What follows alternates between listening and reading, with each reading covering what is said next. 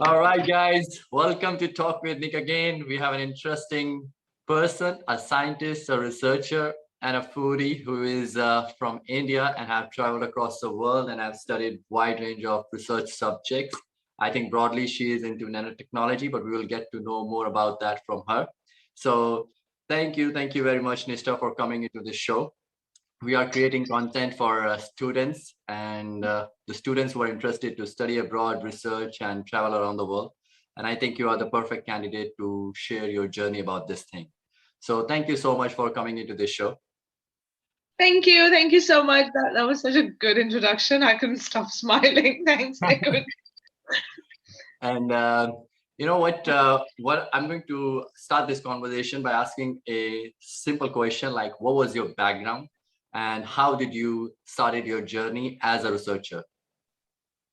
Right. So I actually, and I think I'm gonna be very colloquial and talk about Indian education system because that's where I did my education from. So after I think it was my senior secondary 12th and 11th, and we had to make a choice, biology or maths. Um, I was always a science person, so there was no doubt that I had to take science as the main subject.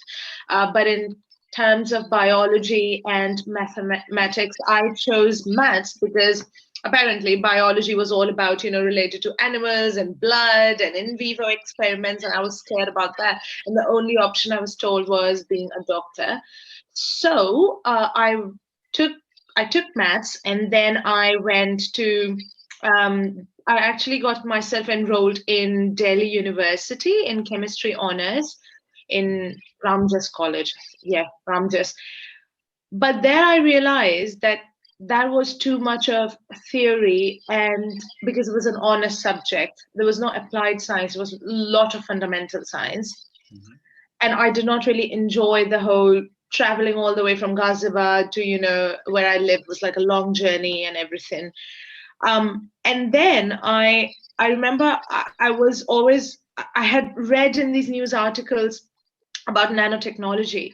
So and it fascinated me. Although the reality in labs in universities was not at all like what I read in the news or in the newspaper, but I was very the first thing I read was okay, there could be a way one can make a television which can be rolled up into a calendar or have these mini bots with drugs which can deliver drugs to specific locations, and all of that just seemed so impossible, fascinated me. Then I actually found out that Amity University was the only university which was giving nanotechnology course. So I took their bachelor's and master's integrated course. um, our department was very much an advocate of conducting dissertation anywhere, globally, domestic. They didn't care at that time. So that was a good thing because that gave me an exposure to go to Australia to conduct my master thesis dissertation. Mhm. Um, and then I did my master thesis dissertation, which is supposed to be 6 months of course, but I did it for like one year, and they liked my work. And my supervisor there, Dr. Andre Zilli, he was like, this was not related to nanotechnology, I must mention. This was related to something even newer, novel called plasma technology, which has Mhm. not been explored yet. Even today, not many people know about it, very handful of groups in the world. So this was even newer than nanotechnology. So he said, but we work with chronic wounds or drug delivery. And I was like, yes, I am in for it. Got my master thesis dissertation 1 year, went back to India, and they offered me a PhD position. It was scholarship and everything was covered. So I went back for my PhD, did it for 3.5 years. During my PhD, I think we'll get into it, got several opportunities to travel internationally, and then found a job in what was offered, I would say, was offered a job in Lancaster University, England. So I'm here in England now. That was a long Wow. answer. That's my full timeline. Oh, no. There is no timeline. We need detailed stuff, and we want to deliver it to the students to get an idea of how does the process looks like. So, you know, yeah. And The next thing I was curious to know is like when you moved for the plasma technology, did you know about this stuff like plasma technology before you applied for an internship, or you were just exploring different researchers or different labs in your area, and then you approached this professor? How did you choose that particular internship, and how was your overall experience in applying and getting shortlisted? Because getting a master dissertation in abroad is kind of a hectic process. And Yeah. also, did you get any scholarship to do your internship, especially for 1 year in Australia? Yeah. Yeah. That's and I agree. This is a very important question because setting your foot outside to a new country, it's very challenging. And it was not easy because I think I must have sent more than 2,000 emails. I'm not going to lie. While everyone was getting, all my fellow classmates, they all had got dissertations, everything. I had options. So I applied for various places. Internationally was of course my focus because I wanted that global exposure. I was very much adamant about it. So I never really, I didn't think that I would succumb to the point where I would go to um, work domestic. That was like the last option. But how I started was I listed, so I had folders basically with all the professors and their contact details in in these folders based on the research topic. So, for instance, there is biomaterials, then there is drug delivery, there was nanobiosensors, anything related to biology, because my experience was nanobiotechnology. So I did that, and I applied for so the application process was like finding these people and then editing the cover letter every time uh, based on their research interests, um, and then sending my CV to them. And the result was, and this is shocking, 99% I would say was no. There was, I would say 90% was a no, but then there was like this 9% which was saying yes, but no money.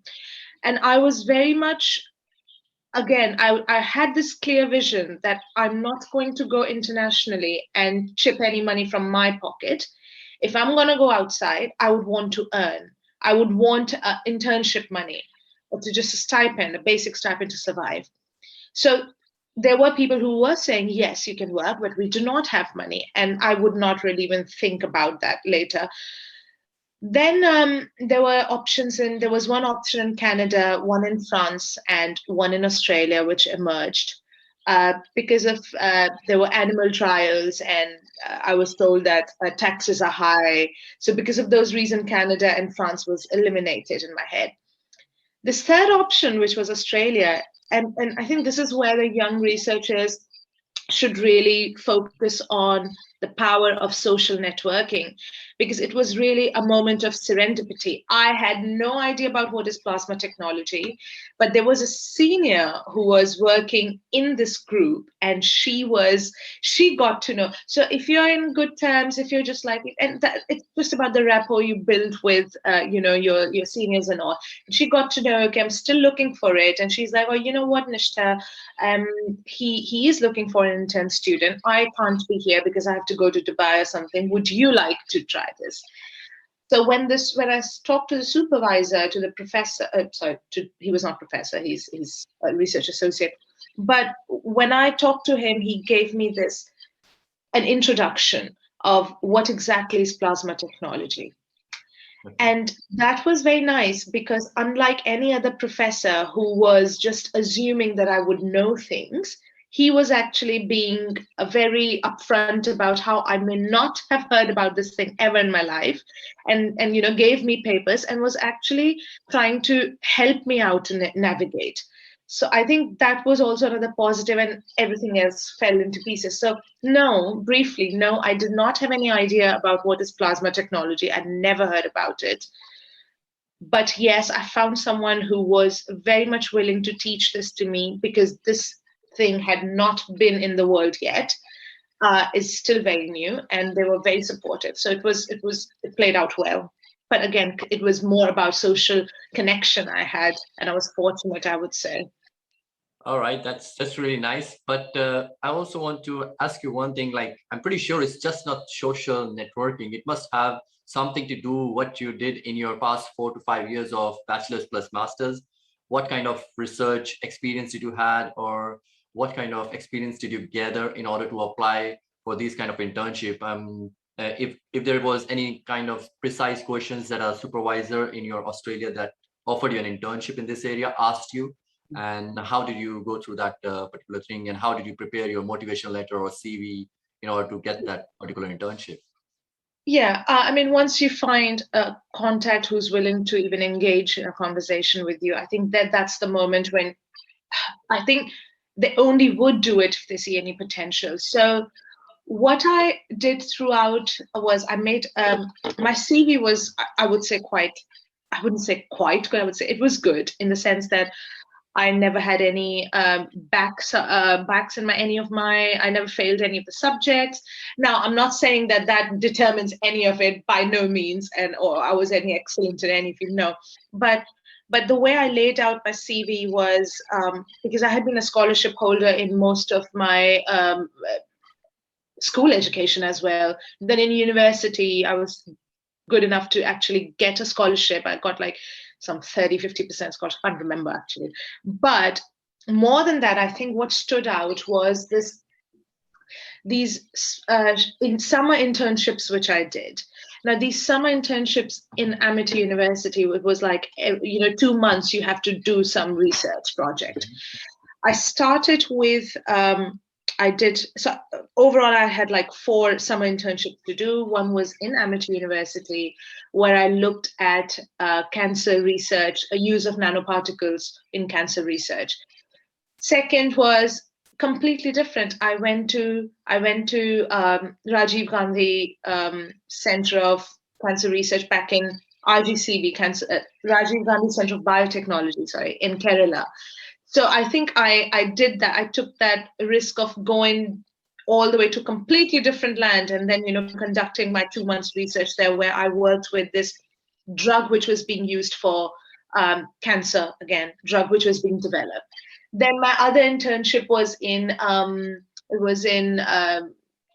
Delhi, and then there I did something related to PCR techniques, which is like DNA and all that. So I think I never sat idle or never really took the was never really laid back. I was all the time just trying to find different and take risks, go out of my home institute and get internships.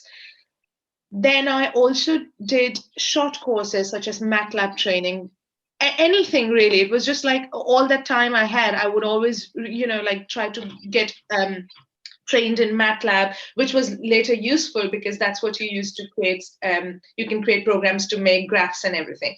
So I think my supervisor from Australia, he saw that I had these something in biology I was doing. I was doing these courses. I was doing these small internships, summer training programs. And although they were completely dissimilar, different, but the theme was same, which was cancer research, which was drug delivery. So that I think he noticed that theme. Secondly, communication is a big thing. I think I was good in communication, so I was able to write a good letter because it's a letter they read. Actually, it's your email. I never sent a separate cover letter because for me it was like, if someone reads this email, they're going to check my CV. I did not really send a separate cover letter. I just wrote a good email stating where I can fit, what expertise I can bring to you, to your table. And that is done, I think, by reading their papers, probably identifying where they, but again, this is just with him. I didn't have to do it. I had to do it later. Later when he sent me the papers, I told him what interests me, what is something which is I'm keen in, because he was testing whether I even can grasp this new subject altogether, which I showed. So yeah, I do think internship experiences, short term, 2 months, you're not going to earn any money, but those 2 months of summer research training is important. Yeah, that's really, really important. And I have just what you said. I picked up a few things, like especially that you worked a lot on the cancer. Plus, you mentioned a very specific point that in your CV you had a theme about cancer and drug delivery. And then later on, you started to applying in these kind of subjects. And also, you mentioned the importance of the internships and the research experiences. I I don't know if I get it correctly, but I think you mentioned that, or you tried to say that the internship experience is way more important than what you're gonna get in your academic score. Would you say that the research internships are important than getting good scores in the academic universities?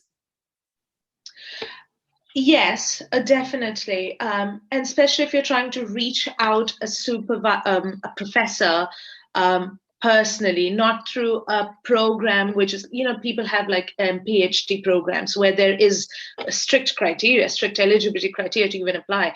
But if there's nothing like that and you're just simply sending them an email, it's important to highlight what practical knowledge you bring on the table. And you can be excellent in, I don't know, formula, in physics, in cramming up, in memory, everything. But what you actually did, where you applied all those things, is what will distinguish you from rest of the crowd. So I think when you go for internships, one must definitely try to learn the techniques, such as in my case, there's polymerase chain reaction, which is PCR. Did I use it ever in my life? Probably not, but it does tell that I have knowledge about this. Uh, Atomic force microscopy. Yes, I use it briefly. But yeah, you have to identify the techniques, uh, the technical aspects are very important, especially as a scientist. And I think your audience is more for like science and research. So as a scientist, that knowledge is very important. Academia is important because, let's be honest, we do live in a world where academia is, if you are trying to have an academic career. Now, you don't have to be like a gold medalist or first class or anything, but you can still do all that if you have a good work experience, because work experience is all that matters at the end of the day.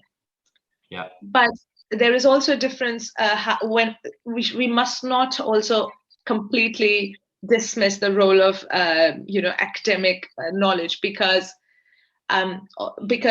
even in a lab, a lab manager, or not even lab manager, a lab assistant is also just can mix those things, which you can do, can also operate an AFM or an XPS instrument. But the theory, the principle, where all of that. Another thing I would say is, which I did not do, and I wish I had done, is whatever research you do in internship, try to be part of that publication.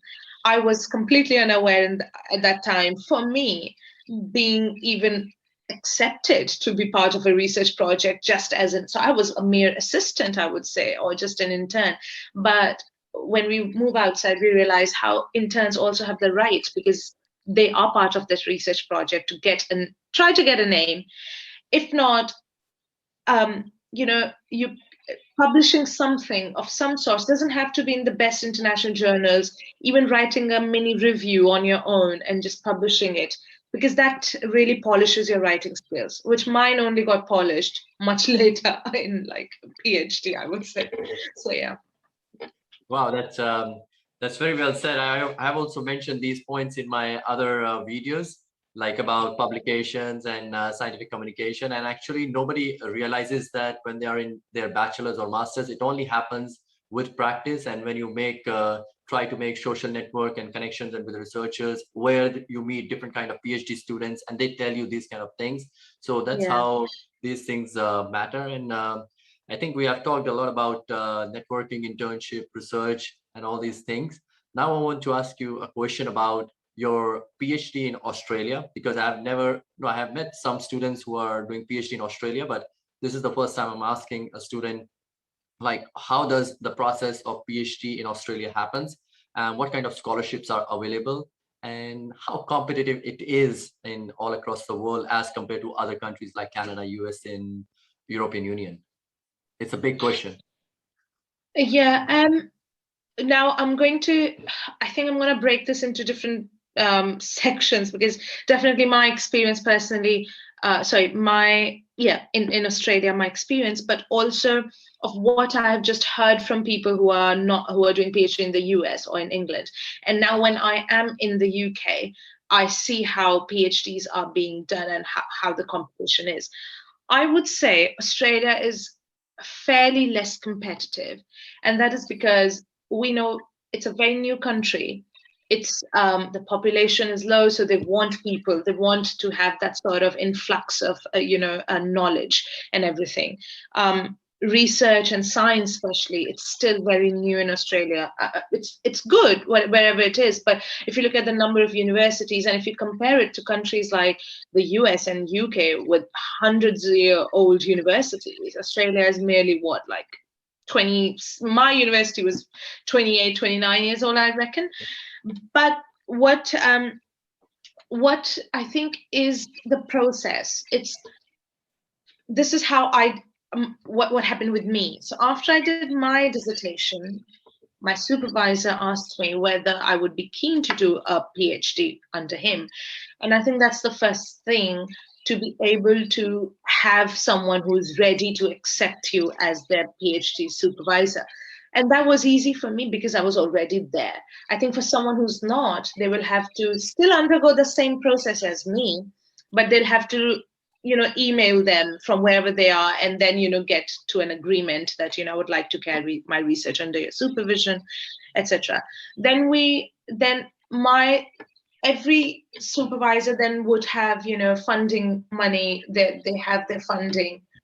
You need two types of funding. You not only need a stipend, a sort of a stipend or salary, whatever, however you may say it, but you also need money to conduct research. So the supervisor brings onto table all the research money, consumables, travel, everything you would need, and the university brings onto table your stipend, which is how mine was in Australia. So there's something called University Presidential Scholarship, which I applied for, and fortunately, I also had got a gold medal in my master's. So my supervisor we had written that application very well. He had the money. He was also, so we prepared the application and then we applied for it. And it's the whole, I think you do it together with your supervisor. You are like trying to write down how much money, whatever. There's another thing in Australia, the salary is really good. That it's so good that in the UK, research associates get that much salary, which you get in Australia as a student, PhD student. The salary for a PhD student is equivalent to the salary of a research associate in England. In the same gap, in the same category. And moreover, there is other thing like you can get a top up as well. So I got a 5,000 Australian dollar top up annually as well on top of my stipend, and that depends on supervisors. But my supervisor was very nice, and he did that. Then when you're in Australia, you also get, which I've not seen anywhere, these lot of travel scholarships they've got. The universities are always organizing these competitive travel scholarships. The universities also cover your expenses for 2 domestic and 1 international conference. Outside that, you still get covered, but your supervisor will have to cover it from their research money. You get the laptop and everything, all those things. In terms of competition, I do know a lot of people who did not get a PhD because maybe, I don't know, because again, it depends a lot on, and I know this might sound very brutal, but connections or that social network really plays such a key role. Like if I'm a supervisor and I've been recommended a student by someone else, or I've worked with the student, I would prefer them over someone I've never met, I have no clue about, which is why I think it's good to try to get in there with internship or somehow set your foot in that group. You have to take that risk. USA, unlike Australia, where we did not have anything like a course structure to follow, USA, I know a lot of my friends, it's very difficult to do a PhD in the USA, I think, because you have to do some course structure as well, I guess. I don't know if in Canada as well, but you have these, you have to do assignments, you have to do multiple writings and everything. In Australia, all you have to do is a research proposal after 6 months, and then you write your research proposal, you do a presentation. If they think that you have the potential and you have a future and you can deliver that sort of like project, they approve. And I know people who have not been approved, even after 6 months, they were said, no, you have to rewrite or anything. In the UK, and USA competition is too high. In UK, in my university, I see the competition is very high. Again, here there is no, not many students I see do international travel or international research projects. Unlike in Australia, I think Australia is trying to do that because they are in desperate need of expanding network and everything. So yeah, I personally have recommended a lot of my friends to do their PhD in Australia only because they really treat you well. You are an asset to them because the competition is low. They want to keep you as well. So yeah, and it's a growing industry. So it's a growing science community there. So a lot of amenities, a lot of money for you to travel and all that. It is good in that sense. That's I really nice. think it's much cutthroat here in the UK and in the US. Okay. All right. So in Australia, you mentioned about your conferences and networking. So I'll ask a question about that thing. Like, how did you build up your network while you were doing your PhD? And how did you use that network to, I don't know, like how did you use that network to expand further and move to UK and start with your new journey? Yes, networking is, in my opinion, the only way how I've been able to progress. And even today, when I'm trying to, and we'll come to that later, I guess, when I'm trying to transition my career to more entrepreneurial, it is helping me. But this, because you are just a student, a PhD student who has limited knowledge, limited access in a foreign land, which is why a good supervisor is so important because he's going to be a mentor probably for life. And that's why when you're trying to do that conversation of whether you would have me as your PhD student, you both are sort of interviewing each other. You both are sort of testing each other. Otherwise, you'll be stuck and your passion for science would be lost. And I personally know friends who have gone through that, hate science because of the bad supervisors. So my supervisor was the reason how I was able to develop these contacts. We had active collaborations with Korea, South Korea, with Japan, with the USA, not the UK at that time, USA. Yeah, so these were the three countries which we had an active interest. Oh, and France as well. So during my presentations, when we would go for conferences, or when these researchers are visiting us, that's how I would meet them. Then they would see that, like working with them on a research project when they're visiting me, and I'm sometimes sending them samples. They knew that, okay, this person exists. That's how they were then ready to host me if they had some money, travel money in their host institute. So it was not just that Australian university funded me. In Japan, it was the Japanese who funded me because they said, okay, we have this travel money and the collaboration's going really good, and to keep this active, we would like her to come to our country and our institute and work with us, for us, however you went to Japan also? Yeah, so I went to Japan I stayed there for like 4 months, 4 to 5 months, and I did my research there in two institutes, and there I also did my presentation in Japan itself. I attended conferences, and through there I met other people who are now are I talk to them. They are my LinkedIn friends or ResearchGate friends, and you get to know about the community. Then I went to this conference in the US, and someone who's considered the father of plasma medicine, sort of, he was very much happy to just let me have his name on my PhD thesis, which is a big deal because he's from US, but his name on my thesis makes my thesis a good quality thesis. And he read it and he was happy about it, and such a friendly person. Then another incident, that's when I got offered the job. I went to the US, and this person from France, the University of Orleans, he was very impressed, and he was like, we have this job position. Once you do your PhD, why don't you come and work with us? And I was like, yes, because you develop that sort of friendly, because friendliness is so important for me, at least.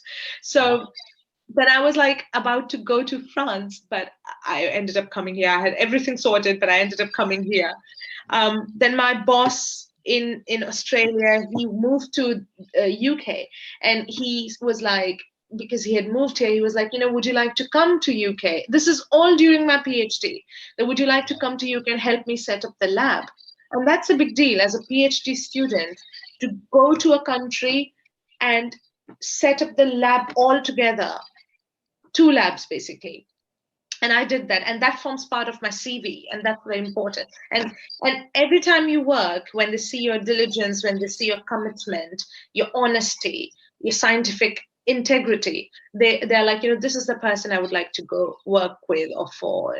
And later on, they have been in touch to just, like, if the pandemic had not been there, I was like, if I'm going to the UK, but I would love to continue our collaboration. Would you be happy to, host me or work on something if I come to France? And they're happy to do that.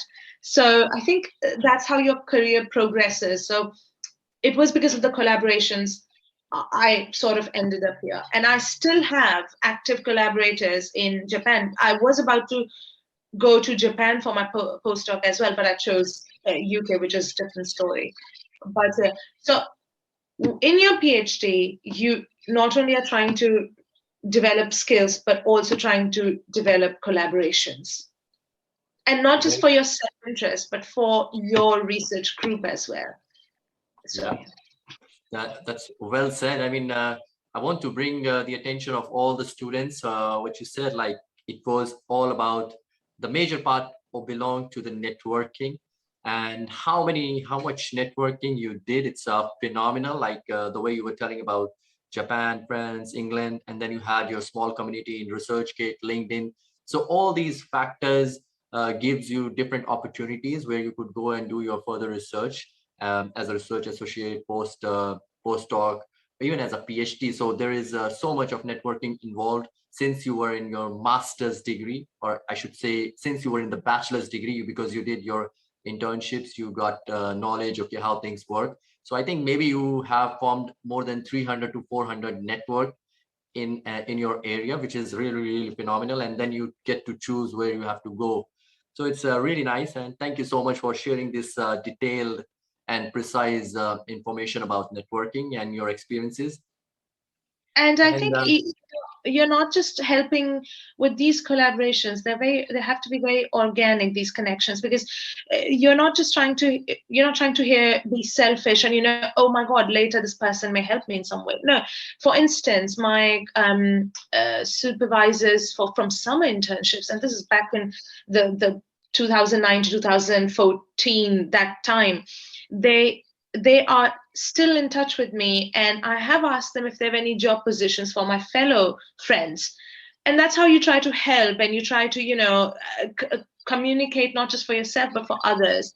And similarly, like even today, I've got all these active collaborators. If they have any conferences coming up, they're like, would you like to come and participate in this? We will give you we'll not charge you any fee. There'll be no fee. Some do that, some don't. That's okay, because you have to run a conference, but because you are trying to show that it's not, these collaborations are not just for your benefit, but more about just, these are just very honest, organic communications which you develop. And you never know, of course, whether they'll be helpful to you or not, but it's good to, be surrounded with, I think, bright-minded people. It's very nice. Well said. I never thought like of using the word organic in my content anytime before. Thanks for bringing this point. Okay. And after that, now we have talked a lot about PhD. I want to come to the point about personal life, because PhD is kind of a long journey. It's like Yeah. 3.5, sometimes 4, sometimes 5, and there is a wave of emotions: happy, sad, anger, so many things. So how did you cope up with these things, and how did you feel at the end of your PhD? Because I was just talking to one of my friend in Spain, and she was telling her experience or all that thing. So it was kind of different, and I was not expecting that thing. Mm-hmm. So I want to know, how do you feel how did you feel after your PhD, and also what Yeah. happened during So, the PhD?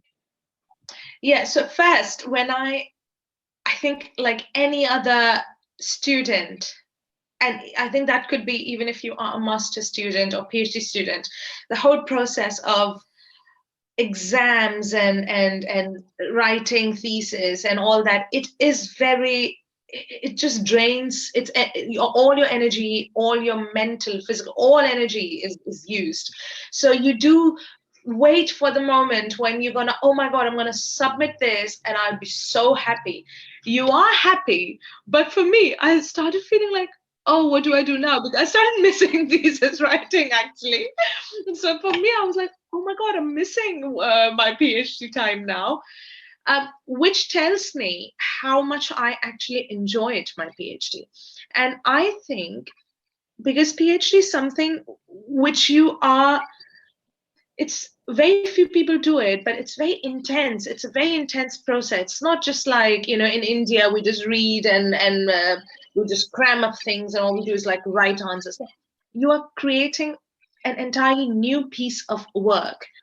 And the first thing is, if you're just going to create a shit piece of work, I'm sorry for the language, it's not, you're just doing no service to science. And for me, it was like, whatever I'm doing, I have to be, first of all, very honest with it. Because if I have to tolerate this, I have to be, first of all, very okay with this, because I'm honest. I'm going to be honest and I love it. So if and only if you have the love for science, and I request, I think, your viewers, if you have no love for science, there's no point in doing PhD. Not only you are probably taking over someone else's opportunity, but you're doing this service to science, and you might hate science even more by end of it. So don't do that. My PhD time was amazing, and I think that happened because I always had very supportive, very nice work ecosystem, very supportive supervisors. I know people who just go, who are so scared to sit outside for coffee and, oh my God, my boss will come and watch me. Oh my God, 1 hour, that's it. No, me and my boss had that very friendly, it's like, he was like a friend, really. He's like an elder brother to me, I would say. We were very friendly, and very supportive. But of course, well, he wouldn't care whether you are doing any work or not, or coffee or not, or blah blah, just slacking off, but as long as you deliver something at the end of it. So I was very much aware of that, and I was very I'm a very hard, I would say, hard worker, but smart worker. I'm not like those people who are going to, okay, I should highlight, there are people I know, there were fellow students who locked themselves in the room, and they're like, we're not doing any social activity because for 1 month I'm writing my thesis, for 1 month I have to write the paper. I cannot function like that. So everyone has to, I think, find their own way of functioning. For me, it's like, I am going to work, but I'm also going to, have a healthy lifestyle, and that kept me very active. So I was doing hikes. I had I had enrolled myself in dancing lessons. I was going for parties. I was socializing. I was going for clubbing, returning home at 6 a.m., writing my thesis. I was like so active and powered because for me, it's like when you do your favorite activity and you come back, I was like all the endorphins and everything. So I could write 6 to 7 a.m. I must say my sleep schedule was completely gone and messed up, but I enjoyed the process. Having said that, there were also times where I felt completely, I felt very useless and let down, disappointed. I wouldn't use the word depressed because I think that's very serious. I would say very stressed because your experiments do not work. And at that time, you just, and when you're doing cell culture work, especially where you have been preparing for work for 7 days and then you do commit one single error and those things happen and they have happened. And a very cliched thing to say is, Einstein, oh, so was it? No, Edison, the whole, the whole light bulb thing. Oh, he failed so many times. And you try to be like, and that at that time, I think finding personal connections really matters, finding good friends who will, boost you up and be like, dude, it's fine, don't worry. I've been into tears because my 1 month of work just completely got, it was all gone because I made a mini mistake. Then there are times when you have results are not as you expected, but how you present I presented my wrong results in my thesis because I was like, this is the journey. And because when you're trying to create something new and novel, every failure is sort of, it's like, okay, so this doesn't work. At least I know now this doesn't work. You try to convince yourself. The biggest challenge for me was thesis writing.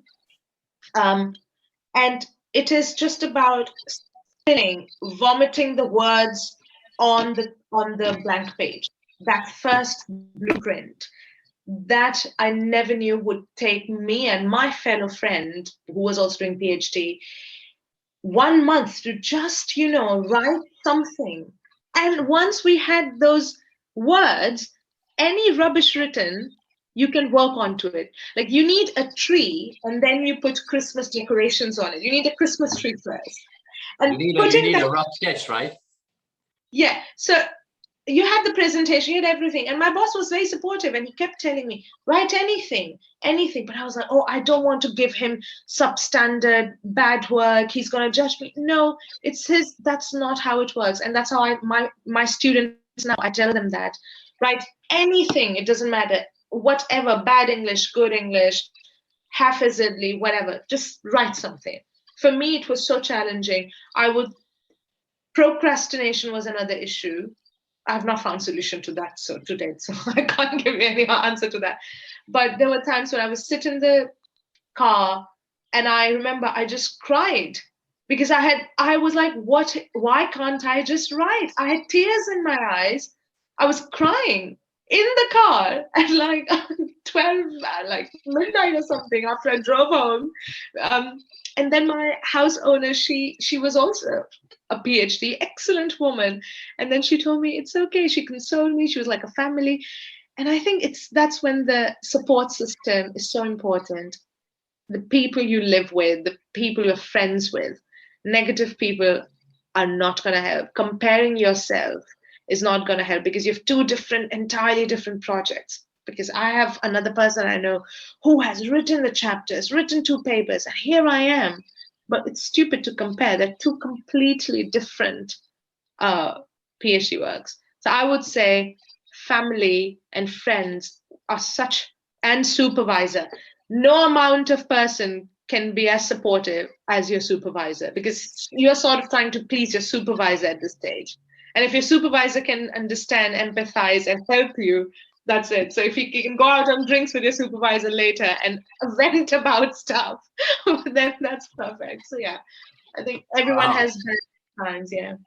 So I just like I said, PhD is a roller coaster of emotion, and I could see that you have shared your part of roller coaster of emotions. Like so many emotions, I could hear from you in last 5 to 10 minutes. Really fantastic, huh? So, and also the family and the friends, and staying away from the negative people who drains away your energy is a very, very important step. And a student should actually be able to understand what is happening, with you when you are around a certain kind of people. It's very, very important. Sometimes you struggle and your 3 to 4 months will go away like this and you will realize, oh, what happened? Yeah. So you need to break that pattern of going into that particular kind of cycle. Yes. So my next question is about what happens after PhD. How did you decide where do you want to go? And I know that you are in England and you are doing your research. If you can share briefly about it. Yeah. So I actually have used this word plasma technology. So maybe I should probably speak a little bit about it. So plasma basically is the fourth state of matter: solid, liquid, gas, and then comes plasma. So it's like an ionized gas, which we're trying to use for various health indications. So for at the moment, our two areas of research involve skin cancer and and uh, diabetic foot ulcers or all sorts of chronic wounds, that sort of thing. We are using these plasma devices, plasma jets, which we called, which we can, it's like a torch and we can operate on our skin and, so when I was doing my PhD research, I thoroughly enjoyed it. So when I was offered the job by my supervisor, who actually moved here in England, and he had given me a little taste of how life in UK, or particularly Lancaster, is going to look like. When I came here for 6 months in my PhD, I was like, I'm not going to come here ever again. This is not the sort of country or city, or because the weather was such a problem for me. It's not a summer, summer friendly country. It was too small of a town for me. But the supervision, the amount of exposure and that professional development which my boss provided me, I do not think anyone could have. When we were used to do PhD meetings, he would ask, like, what do you want from this? And I would say, and when I said I want an international exposure, he gave it to me. My entire life was in PhD was about just international collaborations and visiting. So when he told me, Nishtha, if you come here, you can still visit your current collaborations, which includes your employer, my potential employer of France, because I was supposed to go to France. He's like, but if you come work here, we will be able to fulfill that. We'll also be able to, put an active collaboration with Australia and Japan. He's also a very prominent figure in the field of plasma medicine.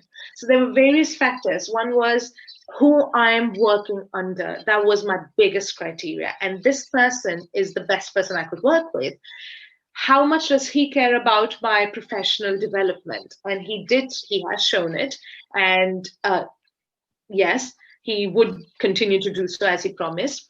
And whether because when you move ahead in life, you want longer, as a postdoc, you don't want short-term contracts. So my main contracts the one options I had were like 1 year, 1.5 year.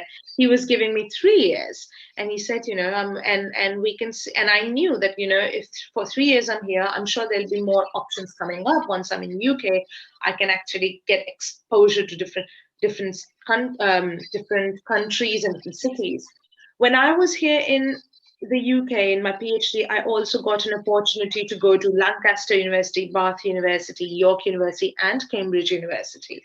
So I knew that this person is the exact sort of person I need to transform my career into a good plasma scientist. And of course, the research project. I believed in the research project. Cancer, that was my thing. The sort of project I had was not tied to a single project. It was not like this funding is for this particular project. No, I was given the freedom to do whatever I need to do. I was given all that freedom. So that's how I came to the conclusion that UK is probably the best bet for me overall. And here it has been good because applied science is why I initially went from chemistry honors in Delhi University to nanotechnology, because that vision of watching your research translate to a real world, it's so joyful, it's so satisfying. So I think that's what I have been able to sort of achieve now. We are in middle of setting up a company, and we will finally use our research, which has been from a PhD research and bit from other people's work, and so that sort of being at that commercial life science commercialization interface, that had been able to be satisfied. So yeah, that's why I think this is Wow. going good. Yeah, I'm gonna come to this point about the company and the entrepreneurship, but you also Yeah. mentioned something about you moved from chemistry to nanotechnology, and I think that was quite an early move, and you were just around maybe 18, 19-year old when you were making that change. And how did you figure it out that I have to make this change? Because I think you already got the admission in chemistry honors, and then you made a Yeah. move towards Yeah. nanotechnology. I think it was quite a big move because chemistry honors is just 3 years, and the lifestyle in Delhi University is a little bit more chilled out, and people like that. And then you move to MIT University in Noida to pursue nanotechnology. No, this is a very a good question, and I think anyone have who heard me saying I'm going to give up a public university and a reputed university like Delhi University, I don't think MIT University stands any chance at all. In fact, it's not even, honestly, it's not even, the degree is not recognized in Canada. I know many of my friends are not able to get through this. But I think for me, I think I've been that sort of person who, if I cannot enjoy, if I'm not looking forward to today I'm going to go to the university, today I'm going to do this, today I'm going to study this, if I'm not able to get that excitement or happiness and enthusiasm, how will I be able to do 3 years? And you might also call me a bit of a, it was not just the fact that there was chemistry honors was just theory. It was also the fact that there was absolutely no studies happening in Delhi University, because there were protests all the time. And for me, someone who's traveling 2 hours or so in awful conditions, public transport and this transport, that transport, come to the university, and then I see there is no study happening. For me, it was a bit disappointing, honestly. And whatever study was happening was just about theory. It was like I'm reading my class 12 organic chemistry all over again, but with much more depth, even more depth. So that was not really making me happy. I wanted to, I think I, maybe that's how my brain was wired. My mother always showed this Discovery Channel to me as a kid. I know, like an Indian parent, and I would be so happy to see how it's being used. Where is my fundamental science was not my cup of tea. And having said that, fundamental science is really important, because applied science is nothing if there is no fundamental research. But it was just not meant for me. My brain was not happy. That's why I thought, I need to, and I started looking at different options. And it was always this nanotech, because all the shows on Discovery Channel were about nanotechnology. So for me, I think it was less of a wise move and more of a move of a kid just fantasized by this toy. And the kid is like, that's the toy. That's the toy which is giving me joy. I'm gonna get that. But I think that's what it's about. You have to be kiddish. You have to just listen to yourself. You have to be happy, because you're gonna be in this place. I was in this place for 5 years, 3 to 4 to 5 years or something. You don't want to be unhappy. There's no point. If you want to be somewhere, you should be happy about it.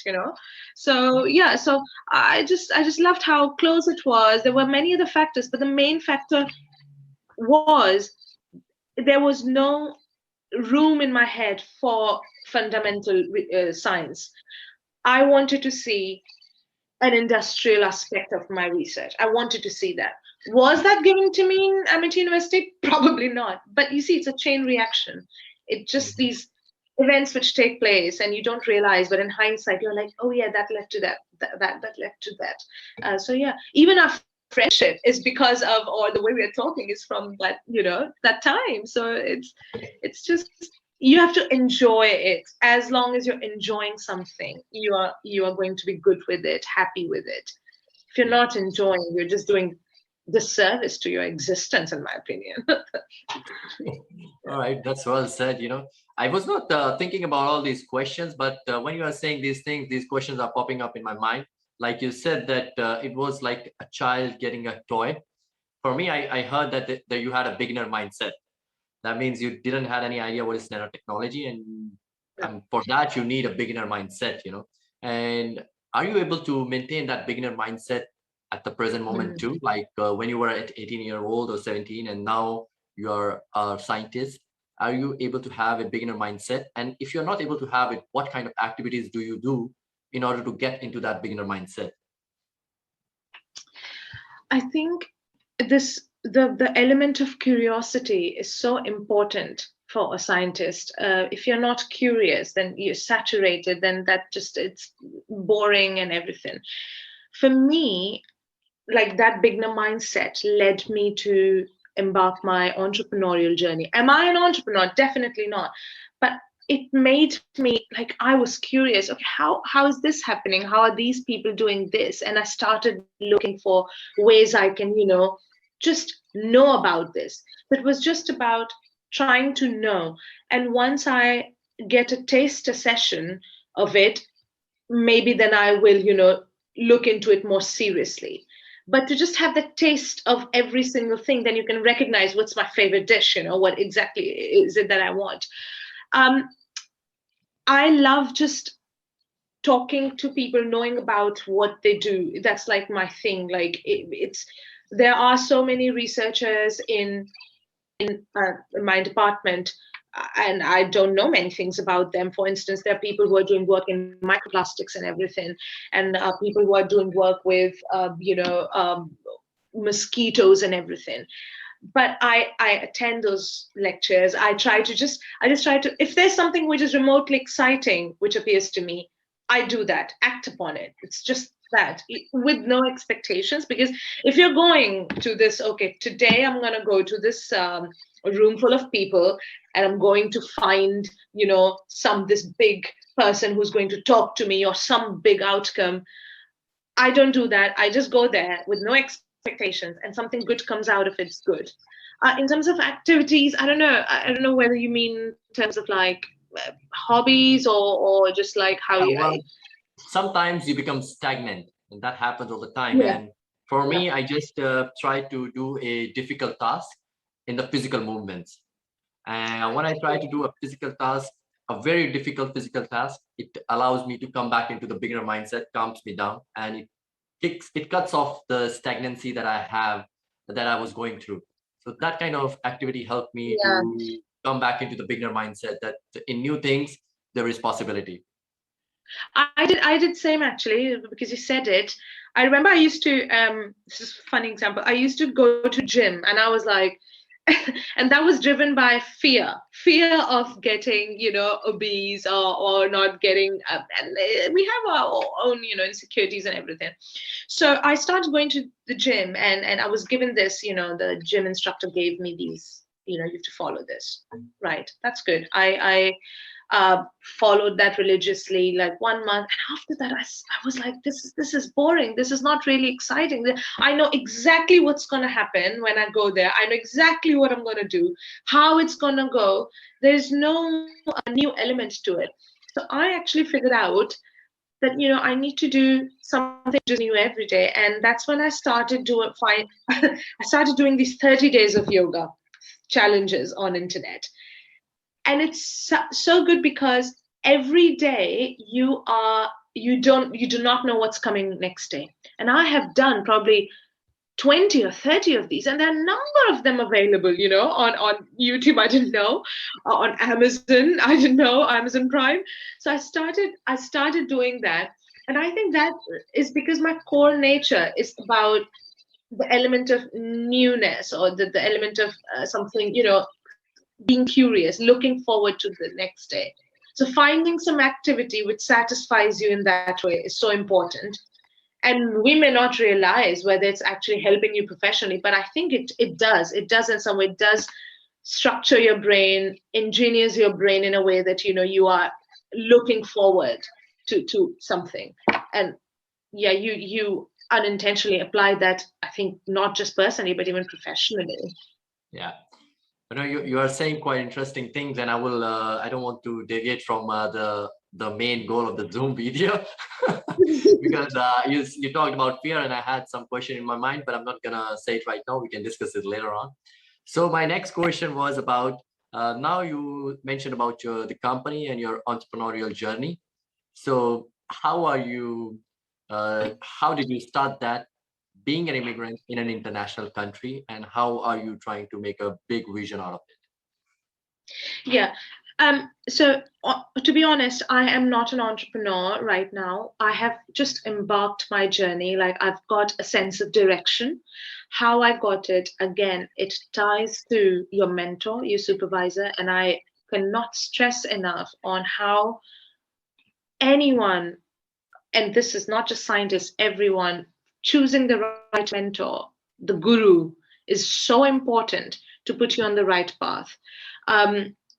And someone who, so in Lancaster University, actually, we have this thing called professional development review, where, if you have any expectations from your job, what you want to see in the next 6 months from your job, you write that. What you've been up to, you write that. It's like a review, but it goes both ways. Wherein I expressed my interest on, well, my boss actually knew about this since he was also my PhD supervisor.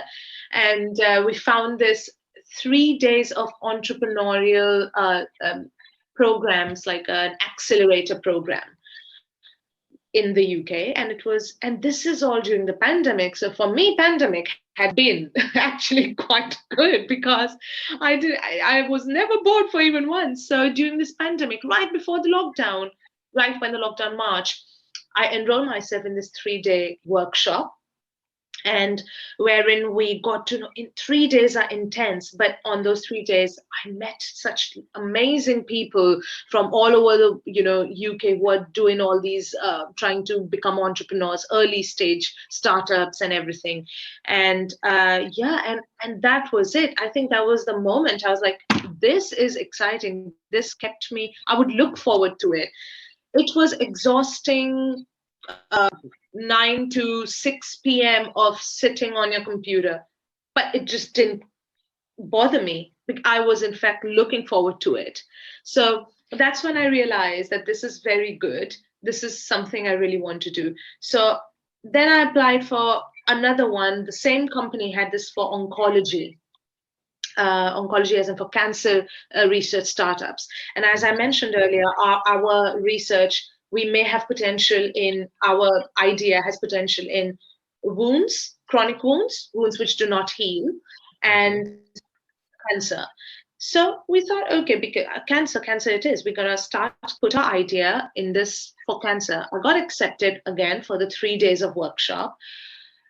If they liked my idea, they would fund me and put me on 6 months of course. If they like it more, so there are different levels to it, basically. And this was like startup level. I got cleared, but then, and I met such amazing people, like people you think would never talk to you, but they're more than happy to help you in any way, because they were themselves entrepreneurs or trying to figure out life at that time. And if it's a good person, they will help you in any way, whatever they can. So I started sharing so we had these sessions, and I started sharing my idea, pitching my idea to biologists, non-biologists, anyone, and just get their views. And I was rejected. I did not clear that round, but it gave me an insight on how my idea in cancer was not something I thought would be amazing. It's not going to work out. So then we had to retract, pivot, make another plan, which is then we went to chronic wounds. We were like, okay, this is the place we're going to go. But you need that sort of, how do you say, rejection to tell you that, this is, because otherwise you're going to waste your time. If there was no one to reject me and I keep going with it, it's like dating, isn't it? You keep going with it, and then you realize, oh my God, I just wasted time because I did not I was afraid of rejection. No, you need to rejection, that's good. Now I'm gonna start looking for plan B. Yeah. So then, but that gave me direction, and this 6 month course started, and this was by this very reputed institute, Maxwell Center, and one of the most reputed universities, Cambridge University. It was very expensive, but if you apply for it, if you put an application, the Maxwell Center would fund you. So I applied for it. They gave me funding to just attend it, and that was the most life changing, I think, time I was in my career. I even now I got to know these investors, the world of investment, and especially life sciences investment, the world of marketing, value of social networking, from legal, financial, everything. You can't learn everything, but it gave me a sense of what all information I need and what I would like to do. So from so there, and these are the people who were once scientists themselves, and now they are venture capitalists, now they're angel investors. Mhm. and and then we did these pitches and everything. I may not have got any, like, positive sign, but they were so nice. If you are genuine, if you're genuinely being honest and just say what you want from them, what help you need, what support you need, they were happy to chat with me later on LinkedIn, on video calls. And I have spoken to so many people, so many different type of people of different age brackets, different countries, genders, from mental health experts, which I didn't know was such an element in professional field. There are startups based on that. From that to financial, legal, and how I want to be an entrepreneur myself. So it's more like a conversation. They were like, what you can do and all sort of thing. So yeah, so as an, again, immigrant or anything, this course, most of them were immigrants. Of course, it's you are studying in UK university, or there are people from China who are collaborating with UK firms. So that's how they get access to these programs. But fortunately, I have not experienced any such issue. If anything, they have been more than welcoming. The key is you have to sound honest. You have to be a good person. Conviction, because they say they don't invest, or they don't invest their time or money in just ideas, but in people. So if you are that person who can, be very honest, like for me, there was one person, and I said, I would really like to know how you made that big change from being a postdoc with AstraZeneca scientist to now an angel investor. Now you are putting money, and that is so amazing. On a daily basis, this person sees thousands of ideas coming to him, and that is so exciting to see, people in science trying to transform lives, trying to transform, make life better for other people, and for you to actually help them in any way to translate that. That's what I want to do. So yeah, that in that sense, but it's a long way to that, but at least I know the path I'm going to take. Wow. I think it's about realization. I don't know if I answered your question. I just distracted myself No, completely. it's very well answered. Actually, you took us from your journey, how you started. You started by saying that you're not an entrepreneur, and then you enrolled yourself into different kind of courses, your fellowships and the levels, and then you introduced the point about networking, angel investors, and how you connected with them after later on in LinkedIn and Zoom. That is an entrepreneur journey, and you are going through it. That's very well said. But now I want to bring your attention, like. Is your startup in any kind of stage, like it's still in the paper it's still in the research and development stage, or you are in the product formation, or you are interacting with the customers or the users, or what is the stage of your startup at the moment? Yeah, right now our startup is so it's at early stage, and by that I mean that we do have a product. We we are not at the stage of final product development. That's we are seeking this. That's why we're seeking a seed investment, and mainly going to angel investors who can give us some money to to hire a CEO who can fully commit to it, to have a marketing and legal financial team regulatory advisors, because we are developing a medical device, um, um, websites and everything. So we are looking for that investment to, just kickstart. We are at a stage where we have a proof of concept, where we have an idea which we know it works. We have got patents. We've got 2 patents filed for our research. So we've got that covered.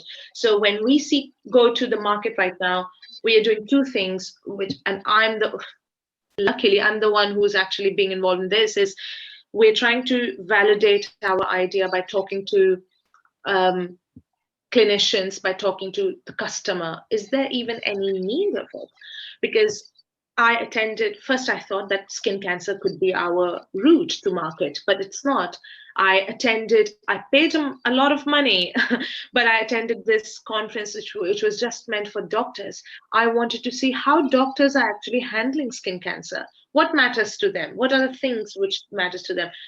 What was my contribution to that conference? Nothing. I was sitting there, but listening to their polls, listening to their opinions.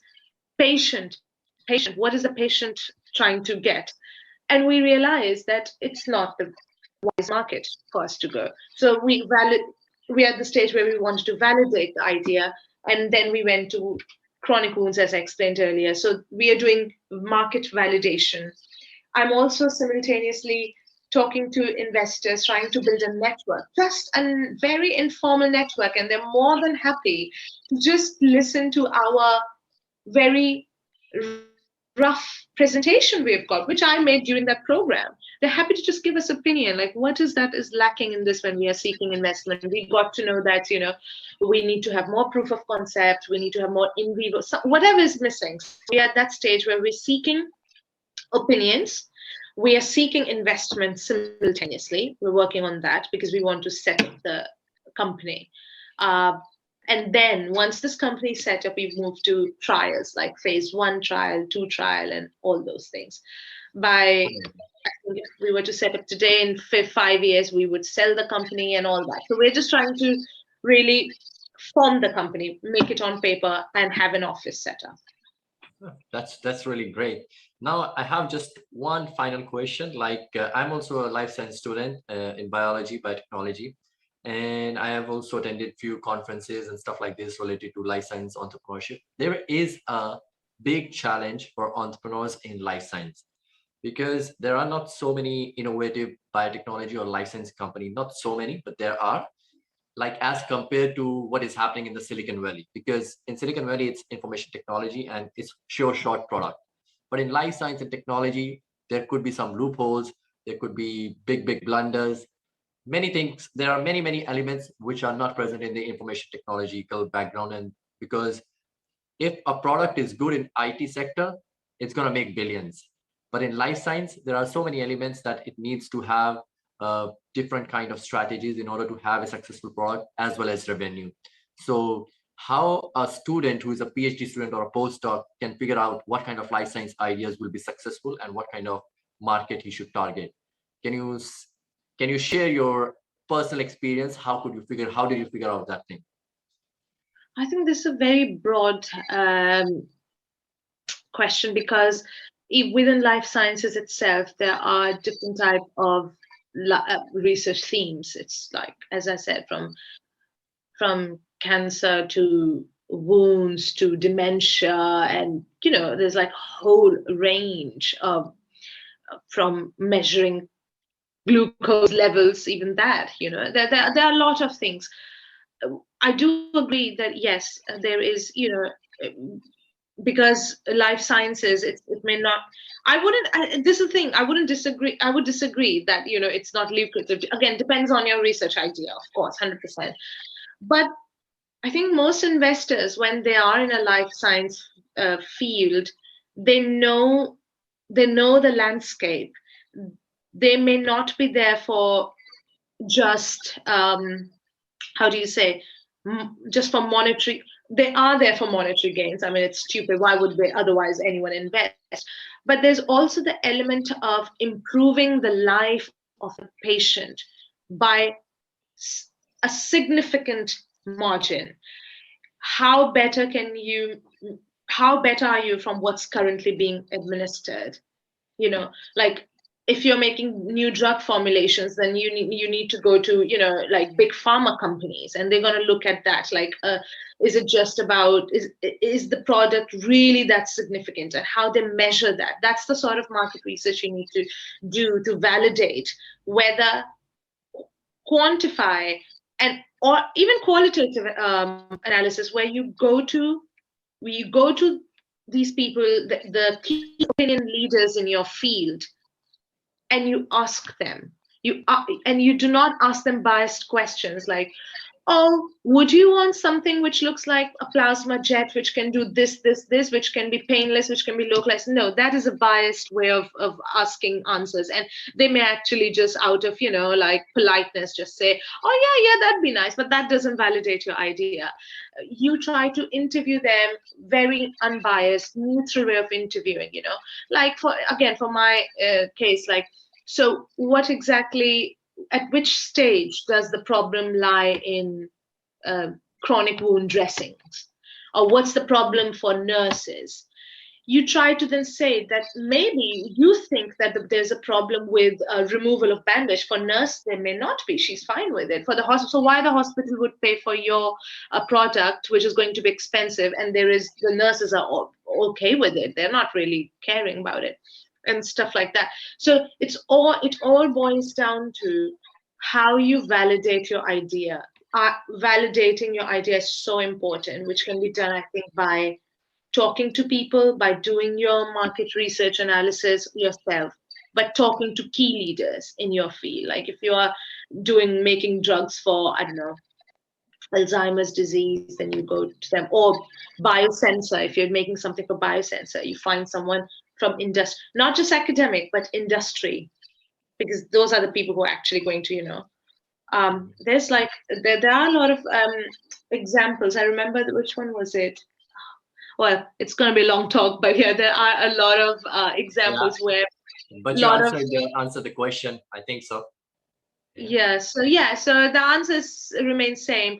Market research and analysis, it's the most time consuming, tiring process, but it's the most significant. And a good idea is the one which doesn't require a lot of money. It all can be tested with no money, or probably a few dollars. And if anyone is interested, there is actually a book called The Lean Startup, which is a very famous book on how you can test your idea, validate your idea at no cost at all. Okay, I'm gonna give it a read. Thanks for Yeah. sharing the precise information, and I got a few of my answers because I also want to try and into entrepreneur journey. So I'm gonna ask the key questions and the precise questions. Thank you so much, Nisha. I have taken a lot of your time. I know it. It That's must good. be because you said you are more active at this time period. So Yeah. I'm gonna say thank you so much for giving me this time and your interview and precise answers and so much valuable information. I hope students in India, especially 18, 19 until 23, can get some ideas what is happening in the study abroad and how you can navigate your life and explore the world. Thank you so much, Nishtha. If I have to summarize just before I leave, I think when you try to develop a social network, a lot of people think that just reaching out on LinkedIn by just saying, "Hi, can you help me with this?" That's not the way to go. You have to, build what sort of messages you need to send. Maybe you can make a video on that. Actually, at one point, I can send you samples of messages which I get, which are just sound rude rather than, and I don't want to help such people. So that sort of how to make a good network online through LinkedIn is so important. And yeah, there is no shortcut to it, which people think that, did you give money and go there or anything? I have got such bizarre questions. It's just about reaching out as much as you can to as many as people you can, until and it's like a bet you make, and then you hope for success. You told about Okay. organic relationships, that was Yes. so it's about organic relationships in your journey. Yeah, Thank you so much, exactly. Nisha. Thank you so much. It was really, really amazing talk. I really liked it. I have learned a lot in this video. Thank you very much for sharing your experience with me and all the students who are going to watch this video. Thank you, and good luck, everyone. And good luck to you, Nick. Thank you. Thank you.